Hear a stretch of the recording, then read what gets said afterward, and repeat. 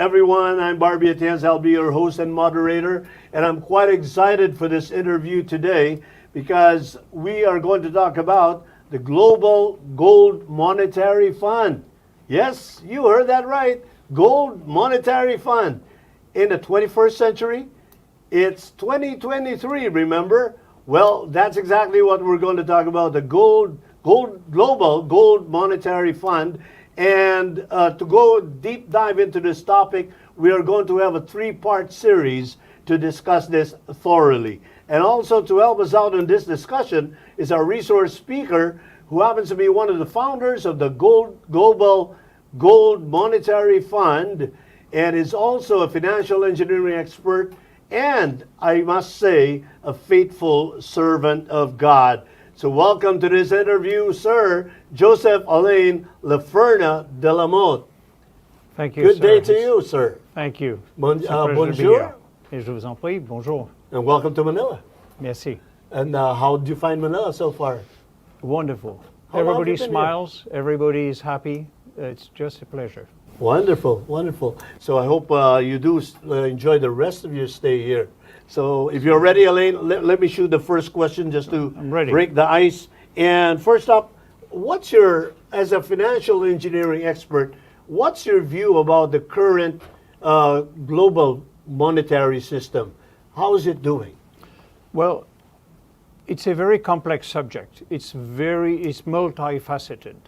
And it begins with, I mean, the bigger picture, if you want, of what I can share, is that what I see coming is a global systemic collapse of the entire global monetary system. Mm-hmm. That bad?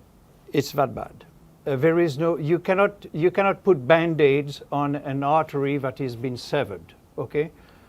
It's a foolishness to try and put a band-aid on it.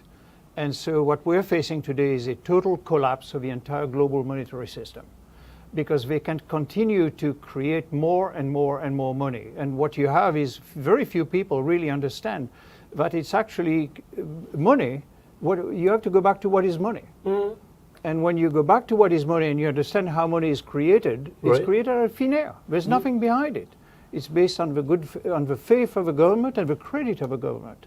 Mm-hmm. So if people have faith in a government and faith in the currency, it will thrive.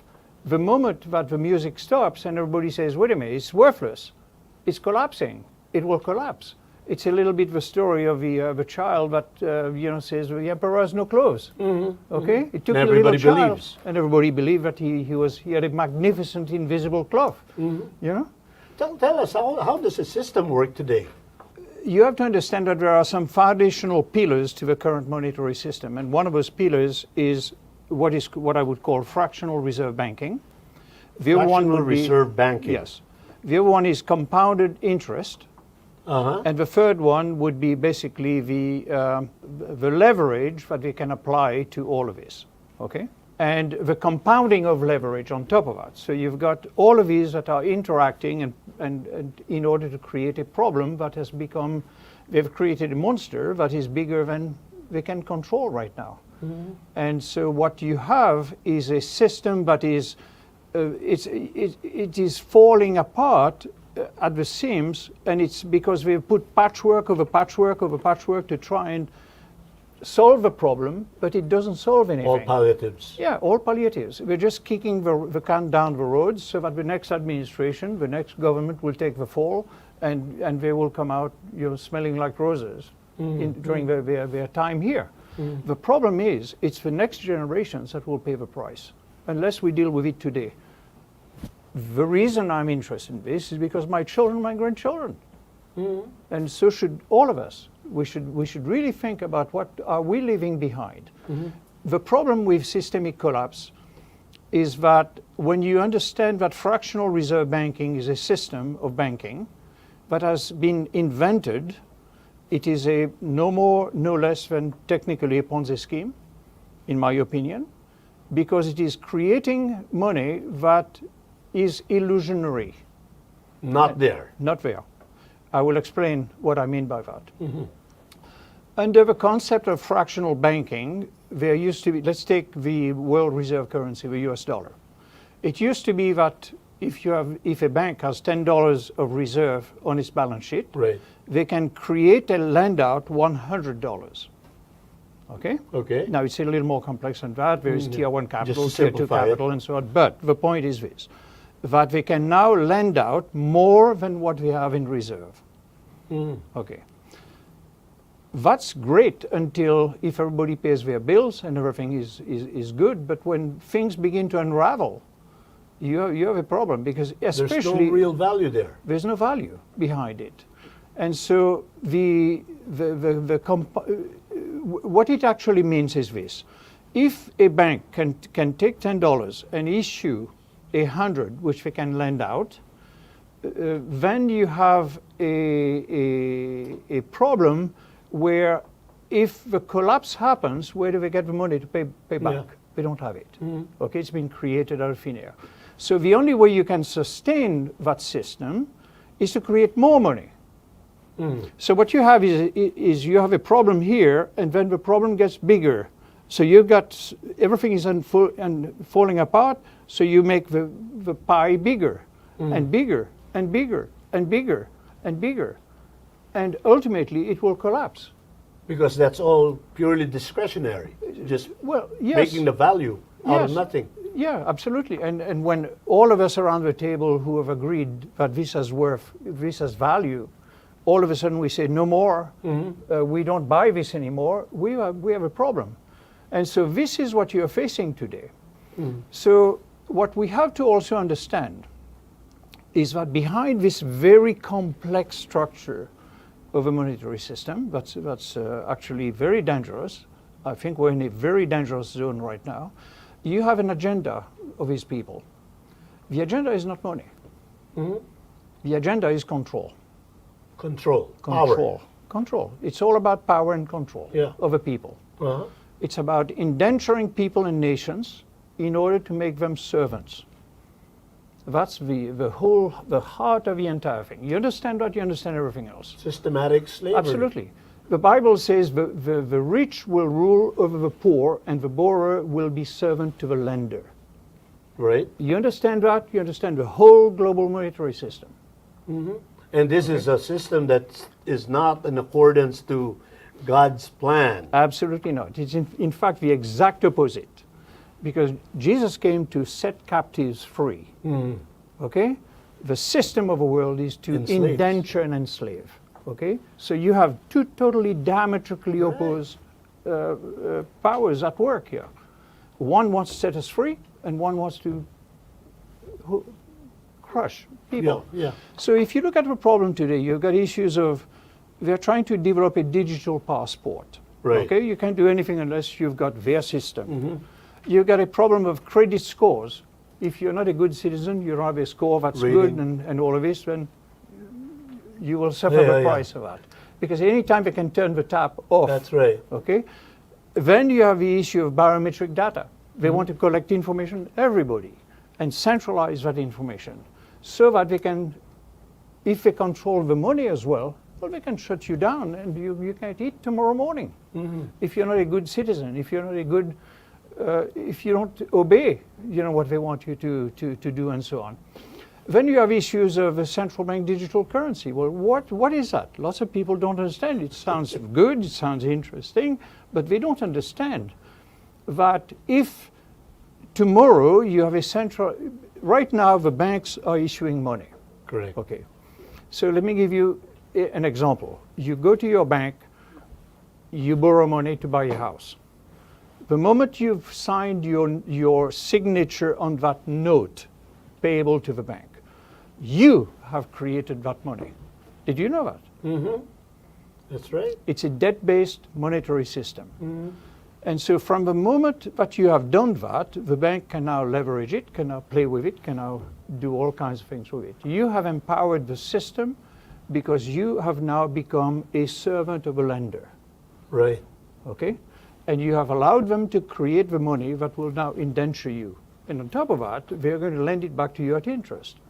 They've created it out of thin air, but they're going to basically make interest on this. And it's compounded interest, so that it doesn't end. There's no end to compounding of interest. And then you got issues with like, central bank digital currency is basically the banks giving the control to the central bank. Right. And the central bank will now control the distribution of money. The banking So system. if at the very top they decide that they want to shut you down, they can target you. They can say, for instance, we don't like the fact you eat too much meat. Cut him off. But they may not cut you off. They may just make the pipe so small that you can't even feed your family anymore. Yeah. There are And ways of doing that. There are ways of doing that, Yeah. absolutely. CBDCs are programmable tokens. Yeah. Well, what does that mean? That means that they can control you. They can decide how much you eat, how far you travel, which planes you go, how many times you go on vacation. If you eat too much chocolate, too much meat, too much fish, and they don't like it, you're in trouble. They can shut you down. It is programmable. That is the key to the whole thing. Once you understand that, you understand the issue. And then you have issues, all kinds of other issues. You've got climate change, you've got, AI, how they're trying to force AI, introduce AI. You've got, the development of a universal religion to replace a relationship with God. Yeah. You've got the destruction of the family. All of these are Health. attacks on the system Yeah. with the same root cause, money. Okay? And what I can tell you is my personal belief is that we are seeing today a judgment of God upon the monetary system of the world. And I can tell you that there's an hour of trial that is coming up on the world that there is nothing the elites can do to stop. Okay? God cannot tolerate this anymore. God will not tolerate Will not this tolerate anymore. this. I say this as very, very certain of what I'm speaking about. This is not a maybe. This is a done deal. The judgment is already there. So it's a question of time. But, we have to remember there's hope. We'll get to that in a little bit later. Yeah, because after that Yeah, scenario, absolutely. Yeah. we No, need that. No. But the heart of the problem is the current financial system is based on debt, and that is very, very against what God has purposed. So ask yourself a question: if a monetary system today was of God, why would there be so much secrecy, so much illusion, and so on? Because Or God is manipulation. clear. Huh? Manipulation. Or manipulation. Yeah. Absolutely. Yeah. And that alone should tell you this is not of God, okay? And you've got deception, you've got illusion, you've got slavery, you've got usury, you've got poverty, you've got suffering. I mean, all of these things not the plan of God for mankind. God's purpose for mankind is that we would be blessed, we would prosper, we would know Him, we would walk with Him, and we would experience what is called the social shalom of God, the peace of God. And we don't experience that today. The shalom of God. The shalom of God for communities. Absolutely. And this is exactly reverse to what people are doing because they want to take control and power over men. Correct. Exactly. Exactly. All right. They don't want us to return to God. And, there are some very interesting quotes that I would like to quote.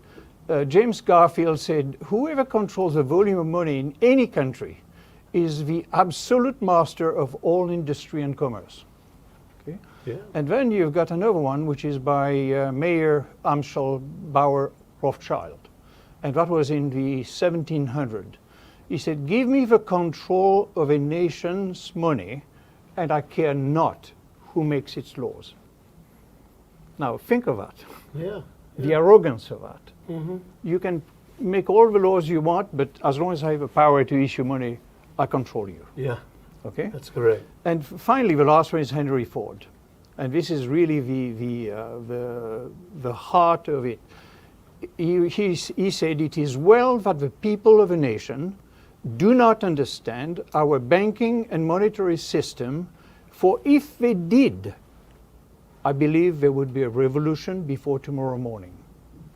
Henry Ford. It's something people probably, definitely will not appreciate if they were aware of it.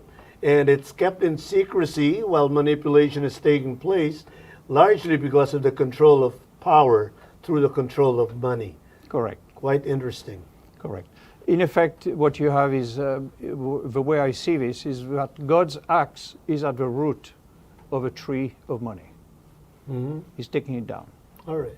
We're looking at the current state, which is quite scary and certainly unpleasant, and as you've said, is not in accordance to the will of God or the plan of God. Now, Alan, tell us, are we headed toward a catastrophic systemic collapse of the U.S. dollar and by extension the flat currency system of the entire world? I believe we are indeed headed towards a systemic collapse of the entire system. It's unraveling very fast. I don't think they know how to stop it, to be quite frank. The issue we have to understand is that the dollar is the world reserve currency. Attached to the dollar is every other currency that are all fiat currencies based on thin air, okay? And so what you have is you have governments that are so borrowed up to here.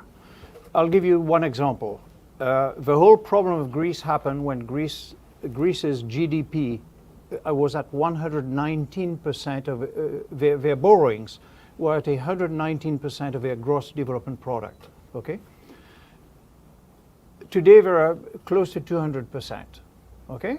And we think they solve the problem because we don't hear it in the news anymore. Right. That's not the case, okay? It's continued to compound. You look at the US. At the time, the US was at 89%. Today, the US is has surpassed the 119%. So where are we headed? It is a problem that will continue to compound and continue to compound and continue to compound forever, unless there is a stop to it. And what I find is that you have to now understand the global reserve currency.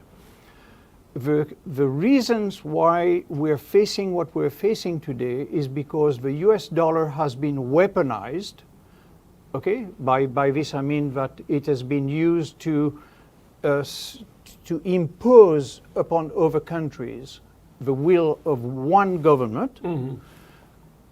And either you obey or you do what we want, or else we're going to close the tap. That weaponization is the worst thing that could have been done, because it sends a message to everybody else in the world. It can happen to you as well, if you don't behave and you don't do what we want you to do. And that's why they refer to it as a mighty US dollar. Yes, right. That's exactly right. And so then you have the issue of the out of control of printing of money. You have then the fractional reserve banking. You have unlimited money printing. I'll give you one example. The US used to have a 10% reserve requirement. Right. That means that with 10, they could create 100 to lend. Do you know that they have now reduced that down to 0 2 years ago? Yeah. That means there is no more nothing to base accountability anything in the from. system. Yeah. You can issue as much as you want, and you will never be held accountable. That's what we're facing right now. And then you have issues of the emergence of bilateral agreements, like the BRICS. You know, China and Russia will trade together. They're not going to look to the dollar anymore. Well, then you have, all of a sudden, you've got now Saudi Arabia that says, we'll accept payments in anything else. If you know that the dollar is going to collapse, what would be the first thing you would do if you had reserves of oil?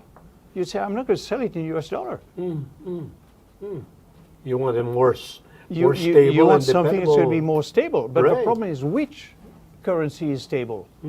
All of them are fiat currencies. If it's anchored on the US dollar. If it is not an asset-backed or gold-backed currency, you have nothing. It's printed out of thin air. It's worth nothing. It's time we say it's worth nothing. Artificial value. It's artificial value. It has value because we all accept it, but when we say no more, the music stops. It's over.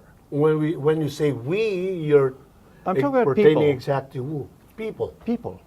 People. If we around the table today, we say we will stop using this and we're going to move to something different, the whole thing collapses. And today, this is what you're finding. You're finding nations. I mean, for instance, there were more than 100 nations gathered in St. Petersburg that were saying we need a new system, we need a new currency, we need a new form of money, because this is not working. They see the handwriting on the wall. You got the president of Kenya, for instance, saying, you know, this is enough. Once you begin to research, you realize that there is a rebellion coming from the bottom up, from the nations, from the people, from everywhere, that is saying, we've got to do something about this. Mm-hmm. And there's a solid a basis for this Totally. rebellion, Totally. so to speak. Totally. You know, if you look at the total U.S. debt today, it is at $32 trillion, okay? And it continues to increase. It has increased more, for instance, in this current administration than it has in the past. And so with every administration that's coming in, you've got a bigger and bigger problem. And today we're looking at basically you have 161.61 trillion of deficit in the United States. How much and how do we cover that? It's covered by printing more money. Now, having said that, what in your view have been the underlying and root causes of these periodic financial crises we've experienced during the last few decades? Well, I think that you're dealing with the issue of a boom and bust issue, and it's very important to understand that just as you can create money out of thin air, you can also create liquidity shortage simply by manipulating the monetary system. Okay, that's what central banks can do. They can increase the money supply, they can decrease the money supply, they can raise interest rates, they can decrease interest rates. They manipulate it. Absolutely. All of these are techniques to increase or to decrease. But what makes them do this? What's their, what's in it for them? You have to understand this. And this is very important, because once you understand the concept of boom and bust, you say to yourself, well, why? Why would they do that? Exactly. And that's a good question, and everybody should be asking that. When you understand, for instance, that if I was to create, I could create a transaction, okay, where you've got a series of things that happen, and I'm going to create a financial product that will pay in 10 years a rate of return. So I have a yield to maturity on that financial instrument in 10 years. But if my investment is going to return to me, let's say, 3% more than what I am borrowing at, so I go to the bank and I borrow, let's say, at 3%, and I turn around and I invest that at 6% over 10 years. Do you know that delta between the 6 and the 3%, reduced down from a future value down to present value, will give me today, in one day, 17% interest profits, pure profits, okay, at the present value discounted to today. When you understand that, you understand that they make money every time it goes up and comes down, they make money. Sure. In fact, they make money, the greater the delta between the cost of money and the investment return, the more manipulative they can become with a monetary system, and the more money they make. So it's in their interest to make it go up and come down, make it go up and come down. But who pays the price at the end of the day? It's you and me. Well, but never mind that. It's the people. Yeah. They pay the price. But for them, they earn more, they make more money for themselves. Profits to their bottom line. Okay. Don't they ever get enough? Well, that's a very good question. Now you're entering a subject that's, you're dealing with the issue of greed, okay? And if you understand what the Bible says, greed is a bottomless pit. Okay? Insatiable. Insatiable. You cannot satiate greed. The more you have, the more you want. And that's the problem of the world today, is that it's entirely debt-driven and greed-driven. And so when you have these two problems, you got an economic treadmill, where you can now you have a division between the rich and the poor is going to continue to grow. The poor will get poorer and the rich will get richer, and it will continue to exacerbate the problem. And the more there is a division, the more they're going to try to control the population so that they don't rebel. That's the issue. Yeah. That's the heart of the issue. And the bottom line is it's that greed Greed. that drives the collapse, the crisis, and eventually the collapse. Yeah. But what is greed? Greed is saying whatever God gives me is not sufficient. Never Okay. satisfied. I'm never satisfied. Therefore, I will take care of my own destiny because I know what I need to live on. It's not what God has purpose for my life. It's what I believe I want. So at the root of that, of greed, is really a separation from God. We don't need God in our lives. We don't need His provision. We don't need His blessing. We don't need to hear from Him. We are self-sufficient. And as a result, you have a system that has become very arrogant. Very arrogant. And Again. that's the beginning of a fall, Yeah. right there. Another deviation from Absolutely. God's original Absolutely. plan. Absolutely. All right. Okay. Do you believe that, let me take a specific example, the 2008-2009 crisis that we went through, is that caused by the same factors? Totally the same factors. Except there it was a little bit different. There you had the 2008 crisis began with the collapse of the mortgage. Mortgages became a problem. There was a lot of default on mortgages. It's what I was saying earlier about fractional banking. If you have, with 10 you've created 100, and 50% of what you've lent becomes a problem where they can't repay you, so how do you then keep your system continually growing? You have to create a bigger problem and a bigger problem, and therefore it's a never-ending issue. Alan, during that period, central bankers had claimed that they had genuine alternatives to avoid a systemic collapse of the entire global financial system, first by providing a safer pathway for the world. Or do you believe that the solutions they were offering were simply palliative, temporary, band-aid solutions? And did they really address actual root causes of the problems? No, I'm not aware of anybody who's actually dealing with root causes of a problem. They're all dealing with a band-aid solution. Okay? Let's take care of what we can today. Look at the Congress of the United States, for instance. I mean, every 3 months you've got a problem. They're out of money. They have to pass new budgets, new this, new that. They've achieved a debt ceiling. Well, every time they'll raise the debt ceiling. What's the problem? Because money is a debt instrument. Okay? So the only way you can create more money is you raise the debt instrument, the debt limit. So you raise the debt limit. Both parties are doing the same thing. Democrats, Republicans, what's the difference? They're all in the same boat. They all know nothing more what to do. And they are caught in a treadmill, and they can't come out of that treadmill. And totally close their eyes to other consequences Absolutely. of what's happening. Absolutely. And it requires a return to some very basic things, a return to God and to godly principles. To give a specific example, Alan, do you believe that that back in 2008-2009 crisis, for instance, central bankers had genuine alternatives or offered genuine alternatives to avoid a systematic collapse of the entire global financial system by providing a safer pathway for the world? Or are these solutions offered simply palliatives or band-aid solutions and did not actually address the root causes? No, it does not. Let me pose you a question. How do you stop a runaway freight train that's carrying 150, wagons? And the brakes we don't have any brakes anymore, and you have a runaway freight train coming downhill, and the station is waiting down there, and all the people on the quay. How do you stop it? It's in motion. Yeah. You can't stop it. You can't. You can't stop it. It will destroy the people, and there's only two ways you can attempt to derail that system.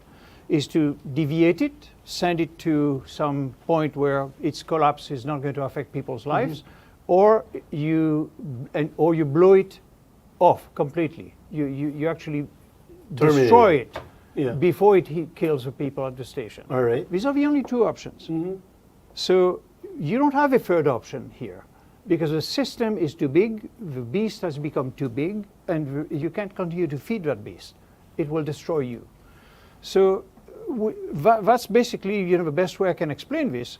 How do you today deal with a 2.5 quadrillion exposure to credit derivatives? It's there. It is impossible. It's 25 to 30 times more than the entire global monetary system. How do you do that? How do you put the genie back in the bottle? You can't. It's out. It's too big. Yes, absolutely. So this is the problem we face today. Okay.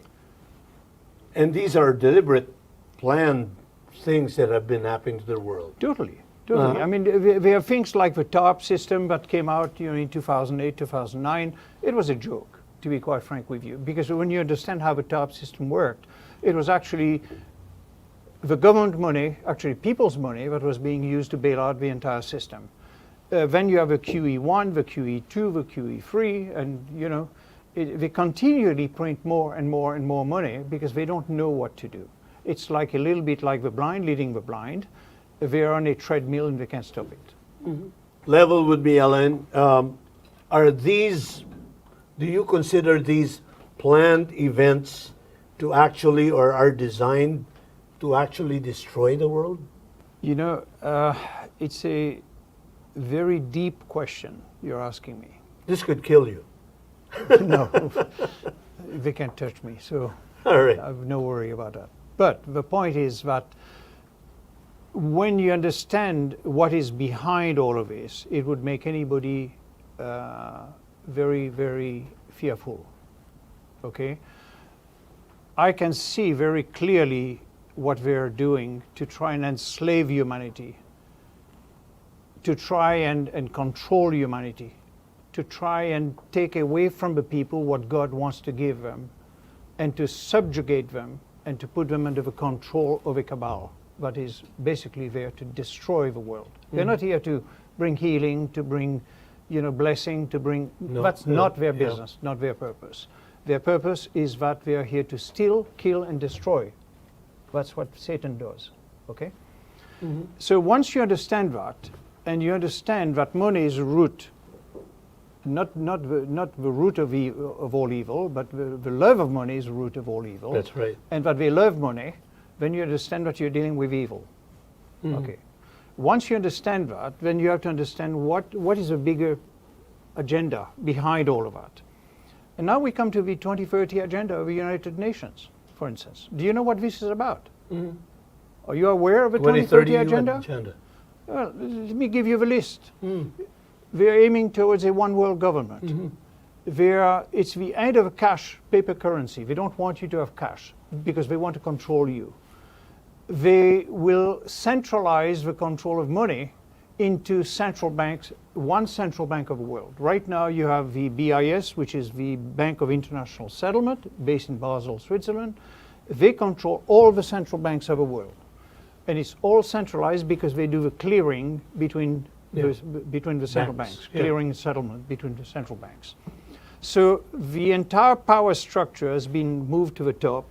So they're talking about now a one world government in one world financial system controlled from the BIS and all the central banks. And they are looking to, in effect, be able to control populations and control the flow of money. And now at the lower level of the central banks, we are now talking about central digital currency. Well, we have been looking at every single white paper that the BIS has put out, okay, to understand what's behind this. These are complex documents, every single one of them. We've looked at them, we've studied them, we understand what they're doing, and we can see through it. What I can tell you is that the world is headed towards a centrally controlled one world currency. You won't see that, because what you will see is the currency of this nation, the currency of that nation, the currency of that nation, but actually it's entirely controlled from the top. They can control it, because the moment that they have a central bank digital currency here, you're in trouble. Okay, so they can control that. All right, but I have to ask this. I mean, it's unification, it's centralization. How can that be bad? How can that destroy the world? Well, you know, if you have to understand who controls who. Okay? If God is controlling the decision makers, you will have blessing. No problem. You will have prosperity. Right. You will have no scarcity. You will have people that will be flourishing in the place where God has planted them. On the other side, you will have despair, you will have slavery, you will have control, you will have people that will be exploited, and it is not for the purpose of God. So And I that's a ask you, problem. who's behind these people? Okay? That's the heart of, you understand that, you understand everything. And so, you know, it goes on, because now they're going to give you mandatory vaccines, they're going to give you microchips, where you can't buy and sell unless you have a microchip. They're headed towards the end of private transportation. You may not be able to go on vacation anymore, or take a plane trip, because carbon problems, global warming, which again is a made up, completely made up thing to foster an agenda. You have the end of private farms. Look what's happening in Holland. Yeah. They can't farm anymore. They have to give their farm to the government to stop because of Land regulation. absolutely. Right. And so what you have is all of these things are very, very deep. They appear to be disconnected, but they're all totally centralized and connected. And it has to do with money. Very cunning. Very cunning. So that's redounds to actual world slavery, if you will. Now the question is, do you believe there is still time? Is it too late or impossible to save the situation, the sinking ship, if you will? Maybe I can share with you here my spiritual vision of what's going on. And that I think is very important. In the book of Revelation, chapter 3, God speaks about the hour of trial that is going to come upon the whole world, not just this country or that country, the whole world. I believe we're at that time of the hour of trial, okay? And Scripture says it is to test the people. So what does that mean, test? Test the people for what? We have to understand that first of all, I must say that it is not too late, okay? It's too late for certain people, it's not too late for the majority of the people. Because what God is really saying is tugging at our heart, I want you to return to me. I want you to come under my blessing. I want you to know me. It is not about a monetary system. It is about who do we believe God is, and what do we want. How do we submit ourselves to His Lordship in our lives? That's the heart of the issue, okay? All of the rest is peripheral stuff. Once you have that centered, everything else will happen. And so what you have is I see what's going to happen now, is the test of the monetary system, the one world government, the global this, the global that, the agenda this, the agenda that, all of this is pointing to one thing alone. God is testing each one of our hearts. Will you trust me, or will you trust the system of the world? That's the heart of the issue. And so what we now have is this. There is going to be, by the way, a division. There will be a separation. There will be some that will say, you know, we believe that we have the answer. We know what the answers are. We know better. Yeah. Okay? They'll continue to build their Tower of Babel. They claim that. Okay? Yeah. Let them do that. There's nothing we can do for these people. I am only concerned about those that will come back and say, yes, we want to submit to the Lordship of Jesus Christ. We want to submit to God and His plan for humanity. We want to live differently, and we want to make a difference in the world. Okay? Once we do that, then we will be blessed, and there will be an absolute division between the two. One will experience what is the social shalom of God for humanity, and one will experience what is the curse of God. Wouldn't it be difficult for the people of God to distinguish and recognize the difference between the two? I mean, I'm sure the proponents of each of one side even the one that leads the evil one, can be oh so cunning and so Correct. deceptive. Would it be difficult for somebody like me seeing both options and recognizing which is the real one? Well, it is, and I think that it's a personal Personal issue. decision. It's a personal decision that every single human being has to make. Will I trust God in the midst of trials and tribulations? I have been tested in my life. I won't tell you the story of my life, but I've gone through, believe me, what I think is every possible testing, but I still find he has more testing for me. So I'm not at the end of it. Yeah, I don't know if you'd agree with me, but I'd say, it's anchored on your personal relationship with God. That is correct. That will Absolutely guide you. correct. Absolutely. It's the Holy Spirit inside that will drive you, that will direct you, that will organize the circumstances of your life so that you have a blessing. What I can tell you is my view is that the people that turn to God during these times will be protected, they will be blessed, they will be secure, they will have no fear, they will be absolutely under the shield and the protection of God in a way that they have maybe rarely experienced in their lives. All right, but going back to the forthcoming or what would probably be an inevitable collapse of the monetary system, the thing that will save it is our hanging on to God. Correct. And believing that with Him nothing is impossible. Exactly. Wonderful. You got it. And let's not forget what Thomas Jefferson said. It's very important.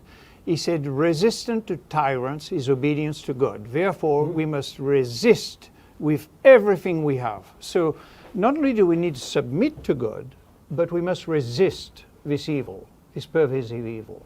Let me add to what I just said and give you kind of a picture of the way I see things from a godly perspective.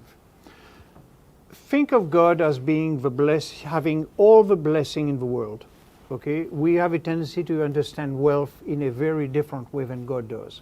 If I ask most people what is wealth, they'll say to me, or I ask who is a wealthy man, they'll say Bill Gates or whoever, king of whatever. That is an illusion. It is an illusion of wealth. Because all true wealth comes directly from God.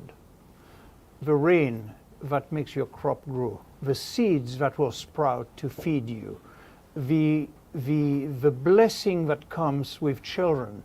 Children are a heritage from the Lord, so your children are a blessing from God. Yeah. The gold that is in the ground is a blessing from God. It comes from God. So wealth is always from top to bottom, never produce bottom up. We can accumulate the blessing of God based on wisdom, based on His blessing, based on so on. That's okay, because because we acknowledge it came from Him, and therefore we will be blessed with what we have, and we will prosper, and we will have abundance. And you go back in Scripture, and you find that like Jacob, God blessed him. He had his animals, and he multiplied it. Okay, that's the blessing of God. That's what we're missing today. Why are we missing it? Let's go to the root cause of the problem. What you have today is, let's think of a river. Okay, you have a source, and then you have people living all the way down the river, on both sides of the river, all the way down to the end. And what you have is God has purpose that that river will be enough. There will be enough water for everybody all the way down. Right. Okay. So what you have is the first guy, he builds a dam.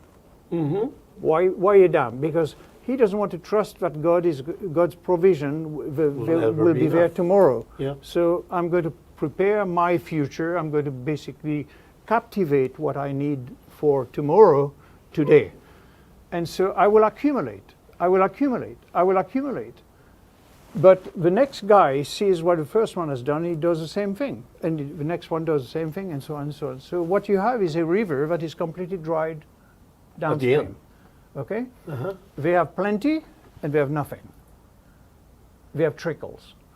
And that's the problem we face today. So what is the answer to that? The answer to that is very simple. We have, every one of us, God wants us to have a vertical relationship with Him. And He says to us, I will bless you with so much that your hand will not be big enough to hold it.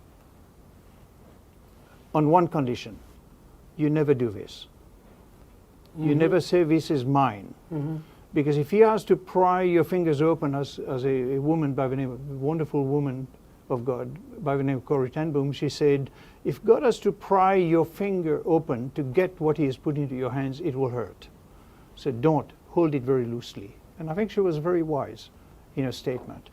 So the blessing of God is vertical, and he will put into our hands more than we need and more than we can handle. Why?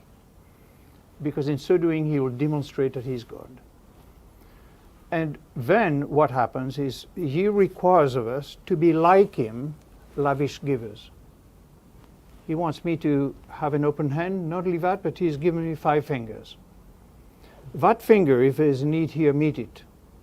Because you know me. Meet it. And watch what I will do. And if there's a need there, meet it. And you will see what I will do. And so the blessing of God will flow from open hands to open hands to open hands to open hands, and an entire community will be blessed. Because what will happen is everyone who receives will know that it's the obedience of a first person to God that has blessed him. And he will do the same, and he will do the same, and he will do the same. So that's what I call the social shalom of God, the blessing of God. It will multiply by itself, and it will be a blessing to all. It's a principle of sharing and caring. Absolutely. And therefore, there's no room for greed and selfishness. Correct. And by the way, in the kingdom of God, there is no such thing as scarcity. Okay? Always abundance. Always abundance. Very interesting. Now, do you believe that fractional reserve banking that you did mention earlier on is actually a Ponzi scheme? Yes. Short answer, yes. You have to understand that if I had a car dealership, for instance, that produced more cars, that produced more paper contracts, for instance, than what I have cars to sell at any one time. More sales than you can produce. That's right, that I can produce. And I simply sign a promise of future delivery of a contract. And I know today that I don't have, the cars to back up my dealership. I don't have the cars. It will be called a fraud. Yes. When the time comes to deliver the car, I can't. It will be a fraud. Yep. Okay. Well, Washington and Wall Street is the only place where it's encouraged. You are a champion if you manage to, leverage the system and do this and do that and all of that and exploit it. And thirdly, it's the only place where it is protected also by law. Yeah. Okay. Yeah. Who's going to sue? Absolutely, absolutely. It is, in my opinion, the biggest Ponzi scheme ever, and mark my words, ever conceived, devised, and implemented under the cover of governments of the world. And it's time to stop. God is saying no more. No more. Yeah. It will stop. It's institutionalized deception. Institutionalized fraud. Let's call it that way. And certainly against God's will, right? Absolutely. So we need to return, if we want to know what the solutions are, we need to return to a system where for every $1 that you have that you're going to be lending, you have that in reserve. So you cannot continually leverage as we've done. But there are some interesting quotes that President Woodrow Wilson said, for instance, before signing the Federal Reserve Act. He said this, apparently under duress, by the way. He said, a great industrial nation is controlled by its system of credit. Our system of credit is concentrated into the hands of few men. Yeah. We have come to be one of the world's worst ruled, one of the most completely controlled and dominated governments in the world. No longer a government of free opinion, no longer a government of conviction and vote of a majority, but a government by the opinion and duress of small groups of dominant men. Wow. By sheer numbers, it's a tyranny of the minority. Absolutely. This was in 1913. Right. What has changed? 110 years later, what has changed? It's like it was written for yesterday. And there's another quote that the Rothschild brothers said, which is very very insightful, because once you understand that, you understand the root cause of the problem. He said this: the few who understand the system, and now he's referring to the complexity of a financial system, fractional reserve banking, compounded interest, and all that kind of stuff. And he's saying the few who understand that will either be so interested from its profits and so dependent on its favors that there will be no opposition from that class. So we have free reign, because they will never fight us, they will be behind us the whole way. Greed. Self-interest. Self-interest, greed. Yep. Now, educate me, sir. What is the difference between currency and real money? Currency, and the difference between currency and real money is that money, you have three types of money. You have money that has intrinsic value, and therefore it is a commodity-based money, for instance, gold. You have a fiat currency, fiat monetary system, which is based on nothing behind it, and then you have a representation of money. For instance, if I say that money is worth what that bottle is worth, it will be a representative currency. So you've got three different types of money. Currency is principally what is a fiat currency. Okay, it has nothing behind it. It is thin air. It is based on the good faith and credit of the issuer. Well, not even a guarantee, because if I have $100 bill and I go to cash a $100 bill or peso or whatever you want to call it, and you say, I want to redeem my $100, what are we going to do? You're going to exchange serial number 1 by serial number 2. And you'll walk in with a $100 bill, you'll walk out with a $100 bill. They'll say, we've redeemed your $100 bill. So they've simply replaced the serial number. All right, okay. Okay, that's all it is. So it is entirely based on a fictitious system. You can't say, like gold, here is my asset and I walk out with the gold. Or I walk out with the value that gold represents. You can't do that. What we need to understand is this, with currency. The system of the world has attempted to make the value of gold dependent on, for instance, the US dollar. Okay? But if you can manipulate that, then you have an issue with you're manipulating the intrinsic value of gold. Okay? And remember what I just said, intrinsic value is because God has given it value. That's the heart of the issue. So if you can manipulate gold, you can manipulate God, technically. The difficulty we face with this entire system is that you have what I would call the on-ramp and the off-ramp to ownership of gold. So when you buy gold, you're buying it in US dollar. Right. When you sell gold, you're receiving US dollar. So as long as you've got the dollar on both sides of a pillar of the exchange, you can control what's in the middle. That's the heart of the issue. But then on top of that, that same dollar is what's actually driving the market on top of the gold. So when you've got these three things that are operating together, you can manipulate the price of gold. And so the issue we face today is that currencies made by men is attempting to control the price of gold, which is God-given. Intrinsic value. Intrinsic value. That's the heart of the problem. That's a problem. It is. Because this is, again, it's very directly related to both, to the difference between man-controlled and God-controlled. Correct. Correct. Absolutely correct. All right. Alan, why do you believe that central banks of the world seem to be rushing to create their own CBDCs, the digital currencies? What do you think is prompting them to do this? Well, they have to rush. They don't have time. Uh-huh. They have very little time left before everything collapses. It's a house of cards. Okay, they know the wind is getting stronger and that house of cards is going to blow away. So they have to hurry and get that done. Plus, they've got a lot of different agenda items they want to accomplish. which we talked about The already UN, before, yeah. the UN Plan, centralization 2030 plan. agenda and so on, Right. to become a one world government and so on. So all of this is accelerating at a very rapid pace. They're not even concerned anymore about the visibility of that or what people may think. They're rushing to finish an agenda, and therefore they are putting every effort possible to finish now this centralization process through the CBDC, because what they want is they want every central bank of the world to have their own CBDC, and then they will connect that at the top, and once that connection is made, the whole world is under their control. That's part of the whole That's infrastructure. part of the whole infrastructure that's behind it. So that's why digital is important.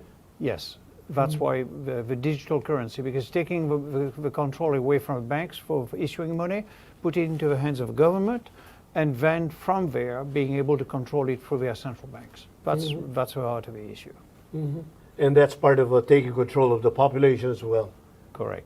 of the world.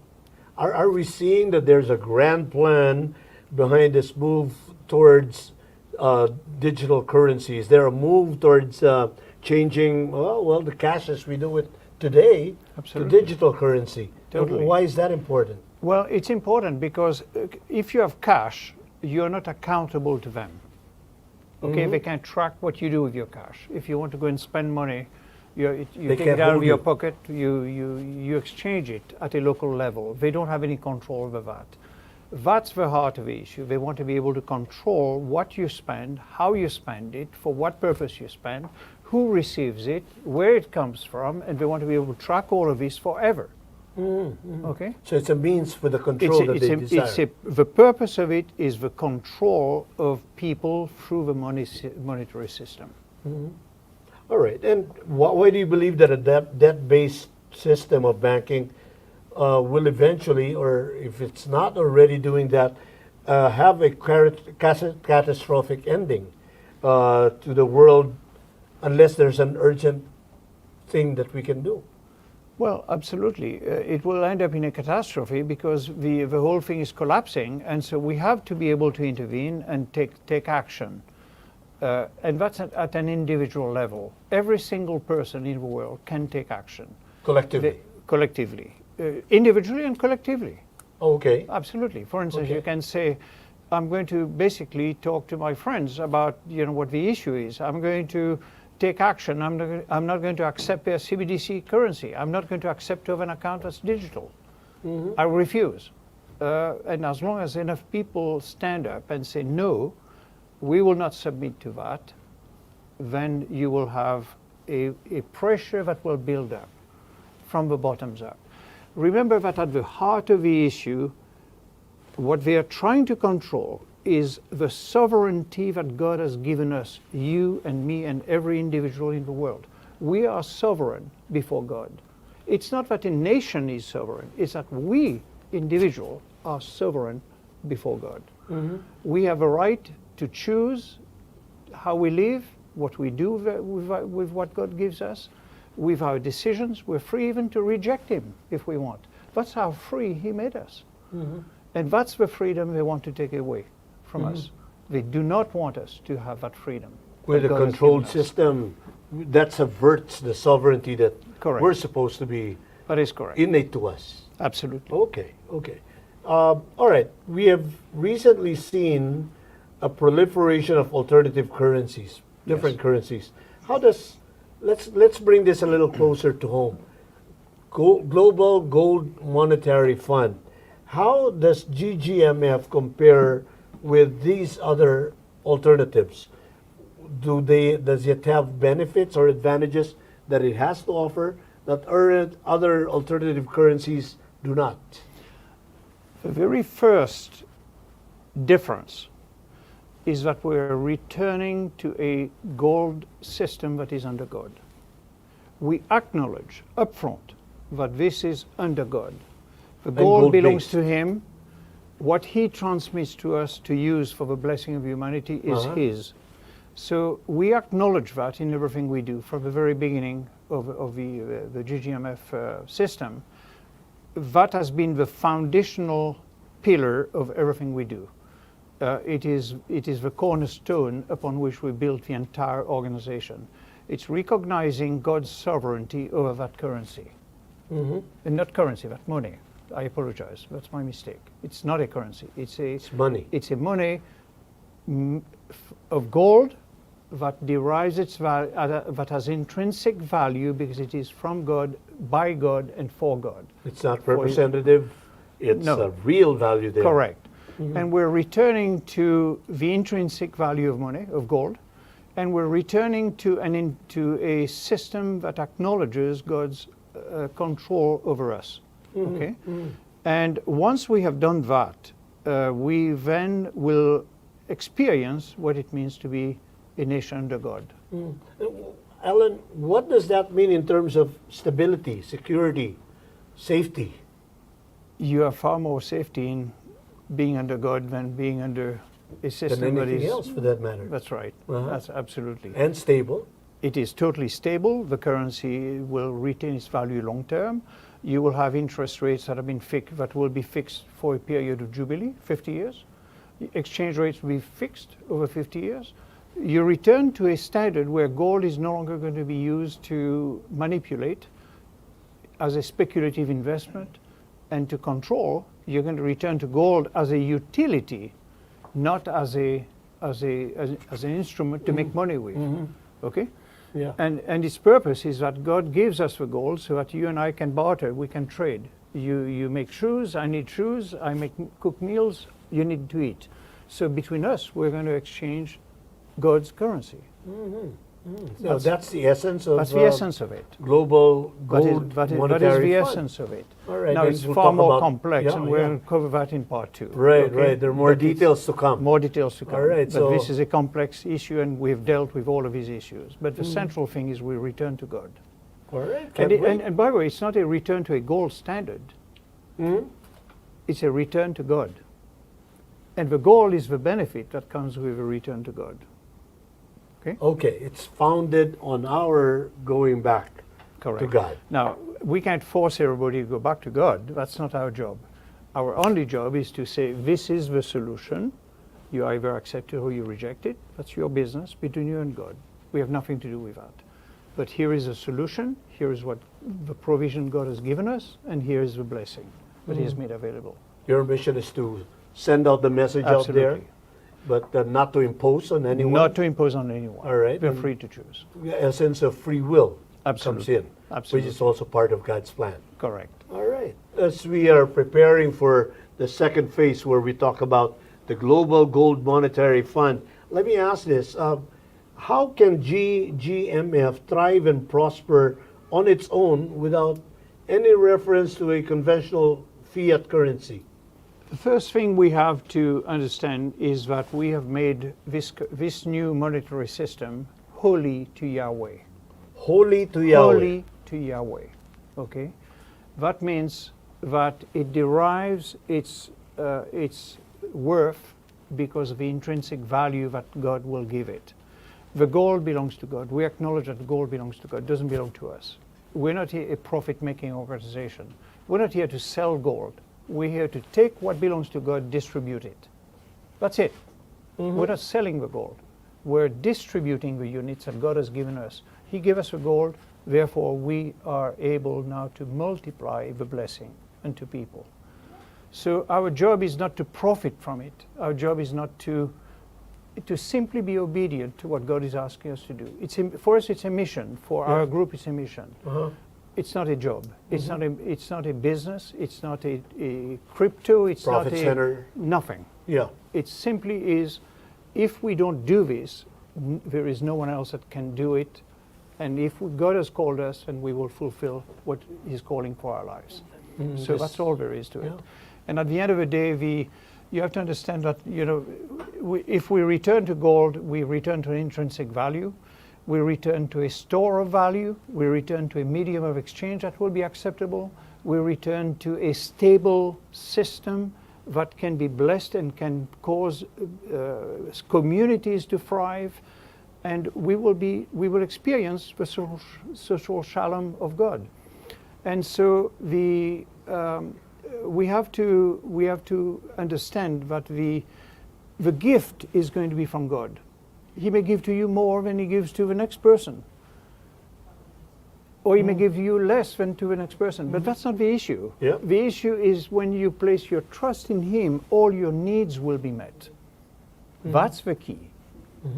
We make it his responsibility to meet our needs, not our want, our needs. And so by returning to God, we return to something that is pleasing to him and that will allow his blessing to flow to humanity. That's what we need in the world today. And so in that there is great hope. This is not a hopeless situation. This is a wonderful opportunity for those that are prepared to trust God to walk that path of saying, Lord, I submit to you. It's about you, it's about your purpose.